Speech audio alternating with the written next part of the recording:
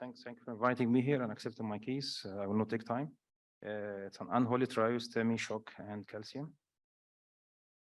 Our patient was 64-year-old diabetic patient, male. He came to us with anterior STEMI, and in the emergency, he refused to go to the cath lab or do any intervention. So after discussion, we gave him thrombolytic therapy with tenecteplase, and immediately after admission, we did echo. Ejection fraction was only 20%. It was extensive stunning. A few hours later, he started to be hypoxic and distressed, hypotension, and again had chest pain. At that time, we discussed with him the rescue BCI, and he accepted. This was the first injection of the right side. We can see multiple lesions, especially down at the bifurcation. Then we injected the left system. We have distal left main and ostial LAD. Then in the proximal to mid part of the LAD, there is also another lesion, which might be the culprit. Here we can see the proximal to mid lesion clearly. The distal frame of the distal left main trifurcation or bifurcation. And here there is a line of calcium in fluoroscope. It's clear, like tube of calcium of the LAD. We started by hemodynamic support, intra-aortic balloon, and mechanical ventilation electively. Then we discussed with the surgeon, and the response was very clear. Surgery will be the very last option. Mortality rate is very high in this case. So we started life-saving BCI. It was very hard to deliver any balloon. We used high support Grand Slam wire and another wire BMW in the LCX. Only 2 balloons could cross very hardly. We did balloon inflation in the left main and LAD, but the response was not optimal. We needed to put temporal pacemaker wire because of bradycardia. Then we could do IVUS. And there is a 360 degree of calcium all around the LAD and left main. Here is the image after injection, after preparation. Cutting balloon didn't cross. We used Wolverine, which had a good profile, but didn't cross.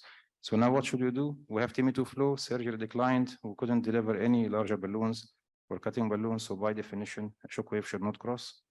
We have intra-aortic balloon inserted and mechanical ventilation. So either to stop here with BCI failure, but we'll have a high mortality rate in cardiogenic shock, or to go to rotational atherectomy in a STEMI, which is not very acceptable, but we can expect complications. We selected the second option. We went for rotablation. We did only 2 cycles, brief cycles.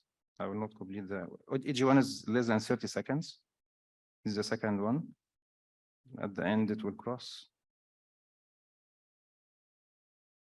We use 1.5 bear size, speed 160, and only 2 short runs with long breaks in between the 2 runs. Now balloons could cross. We could have inflation. We started by 275, then 3O balloons. Left main 3O balloon. And here is an angiogram after balloon preparation. It's better than the beginning. We couldn't do IVUS again because hemodynamic issues. So we started by putting the distal stent first. We used 3O by 40, then with both dilatation.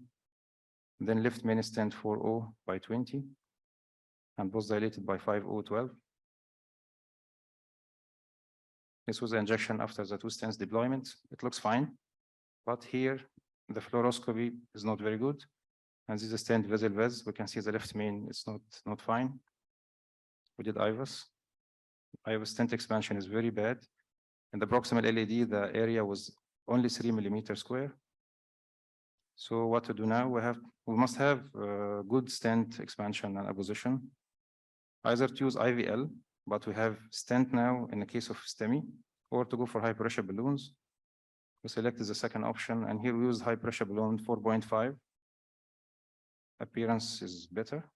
And distally went 3.5 by 12. Still we have waste inside. We went to 3 millimeter, 3 atmospheric pressure. But here's the uniformal expansion of this balloon is not very good. We expect complication. Patient hemodynamics started to be bad, and we have now perforation, which might be LS2 or 3. We did prolonged balloon inflation. We gave protamine, and from the same catheter, we took a cover stent. Then after deploying the cover stent, we started to have echo and percardiocentesis and auto blood transfusion. Patient started to be better. And this is the final injection after the covered stent. Still free. The case progression, patient was extubated after 4 days, and ejection fraction before discharge was 40%, and 4 months follow-up in the OPD, no chest pain recurrence and no heart failure, is completely fine.